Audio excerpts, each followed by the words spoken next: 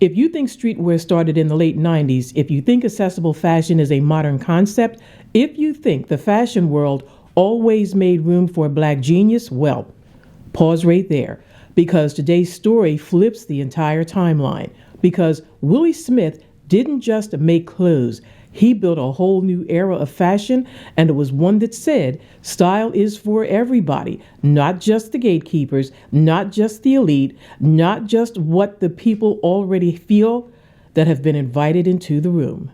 When people hear the name Willi Smith, I want them to think that this is a person who cares enough about them that he's taking the time to design and create and think for them. Willi is number one. There's no doubt about it. He's it.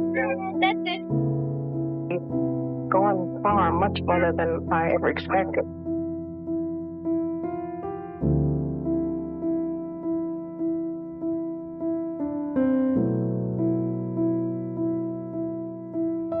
I was used to white folks taking stuff from us. That was a given, you know? But the new generation said, no, man, they wasn't having it.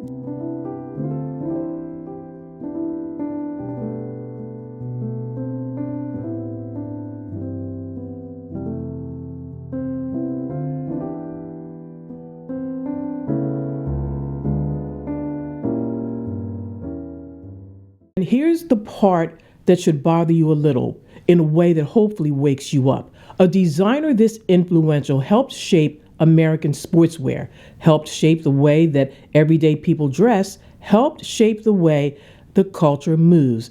And somehow his name still isn't said enough. So in this Black Fashion Archive series, we're doing what the mainstream archives didn't do. We're putting the spotlight where it belongs. So stay with me, because by the end of this video, you are going to understand why Willi Smith was way ahead of his time, and why his label mattered, and why the fashion world still owes him his flowers loudly, publicly, and permanently. So let's start with the feeling of the era, not the polished runway fantasy version of fashion history, but the real world version. So let's look at the 1970s into the 1980s. Cities were buzzing, culture was shifting, music was evolving, people were remixing identity in real time.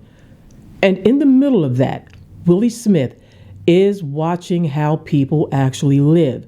Not just what they wear, but why they wear it. How clothes move through neighborhoods, through subway stations, and also through dance studios and through everyday life. That detail matters because his genius wasn't only design, it was vision, and not the kind that waits for permission.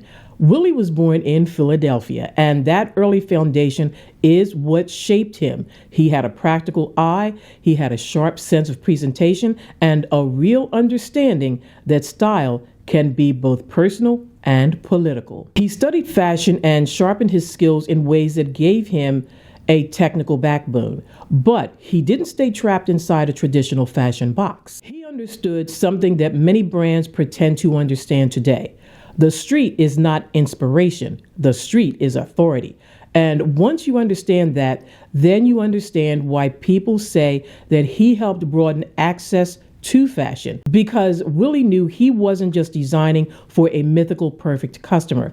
He was designing for real people with real bodies and real lives who still deserve to look powerful.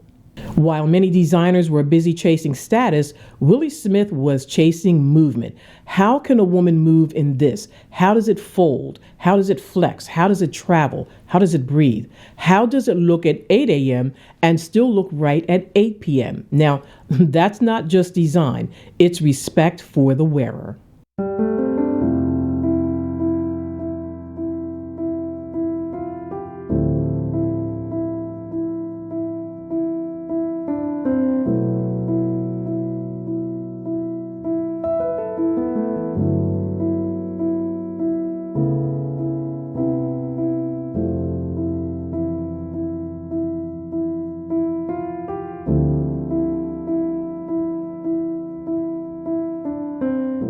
Before WilliWear became the name, he worked inside the industry and learned what the system looked like from the inside. He designed for a junior sportswear label, learned the rhythm of production, learned what sells, learned what gets copied, and also learned how quickly the market can chew you up and spit you out. And somewhere in that, he also learned the difference between being talented and being protected. Those are not the same thing, especially for Black creators in fashion then, and honestly, even now. But instead of shrinking, he got sharper. Willi Smith's approach was built on a radical concept that good design shouldn't be exclusive. He created clothes that were stylish and wearable, and more crucially, at prices that more people could access. And that right there is why his work hits so hard in the Black Fashion Archives conversation, because he wasn't trying to be a rare treasure locked away behind his wealth. He wanted people to actually live in his designs. Now enter the label WilliWear, co-founded with his creative and business partner, Lori Millay. WilliWear launches in the mid-1970s and starts doing something quietly revolutionary, mixing ease with boldness, function with culture, and street sensibility with real fashion intelligence. I really need you to sit with this next part because it's a big deal.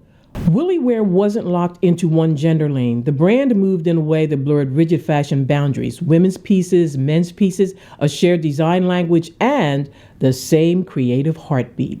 Today, brands call that forward or fashion forward, but back then, he was just living in the truth. People are people, style is style, and clothing should serve freedom. He didn't just design collections, he built culture around them. His fashion shows and presentations didn't always live in the usual uptown temples of fashion. He brought fashion into spaces where art, performance, and community could actually meet. Now, this is where his legacy gets even deeper because Willi Smith understood collaboration as a form of storytelling.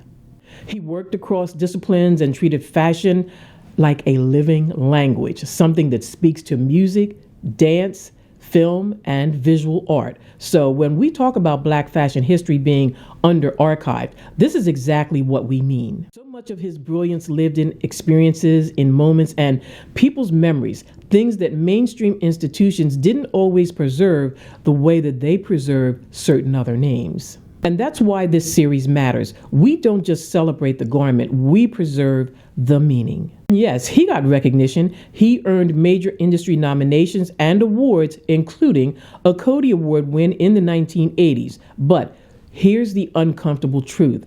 Awards don't guarantee legacy when the system doesn't prioritize keeping your story alive. By the mid-1980s, WilliWear was not a small underground moment. It was a real commercial force.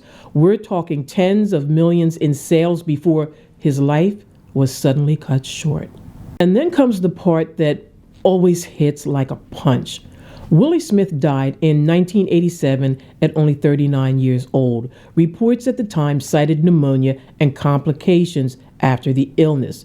Accounts also connected his death to AIDS-related illness in an era where stigma was heavy, misinformation was everywhere, and too many brilliant lives were taken while the world looked away or whispered instead of speaking plainly. Now, watch what happens to the archive when the person is gone. Without Willi at the center, the brand struggled to hold its identity and eventually ceased. And this is a major lesson in fashion history, folks, that when the industry fails to protect the creator, it also fails to protect the legacy. A label can be successful, but the story can still be unprotected. Why are we talking about him right now in Black History Month inside a Black Fashion Archive series? Well, because his work proves that Black fashion innovation didn't only exist in special moments.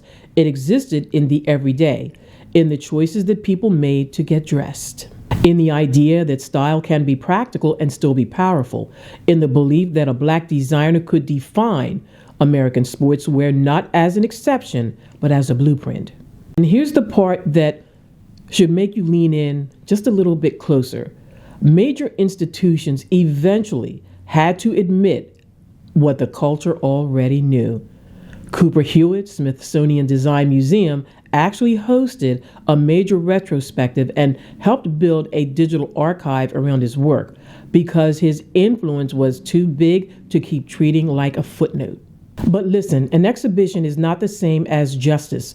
Justice is his name being taught without hesitation. Justice is his work being referenced without people acting surprised.